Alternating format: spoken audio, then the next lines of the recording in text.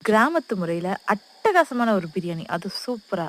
எண்ணெய், கடுகு, லவங்கம், பட்டை, கிராம்பு, அப்புறம் ஏலக்காய், பச்சை மிளகாய், நெறைய வெங்காயம், அதுவும் நீட்டா வதக்கி கட் பண்ணி நல்லா வதக்கிடுங்க பொன்னிறமா. அதுக்கப்புறமேட்டா தக்காளி போட்டு நல்லா கிண்டிக்கிங்க. அதுக்கப்புறம் நெறைய ஒரு ஒரு புடி அப்படியே கொத்தமல்லிய போட்டு, புதினாவ போட்டு நல்லா மிக்ஸ் பண்ணியிருக்கேன். இது ரொம்ப டேஸ்ட்டா இருக்கும். அது வதங்கும்போதே கொஞ்சம் உப்பு, கரம் மசாலா தூளு, சிக்கன் பவுடர், அதுக்கப்புறமேட்டா காஷ்மீர் மிளகாய் தூள் இது எல்லாம் போட்டு நல்லா கலக்கிங்க. கொஞ்சம் மஞ்சள்ல சிக்கன போட்டு நல்லா வாஷ் பண்ணிட்டு, திரும்ப கொஞ்சம் மஞ்சள் போட்டு இதில போட்டு நல்லா கிண்டிக்கிட்டே இருங்க. இது எந்த அளவுக்கு மிக்ஸ் ஆனோன்னா, நல்லா அது கூட மிக்ஸ் ஆகி நல்லா டேஸ்ட்டா இருக்கும். சிக்கனும் வெந்துரும். அதுக்கப்புறமேட்டா 1 கிளாஸ்னா 2 கிளாஸ் தண்ணி.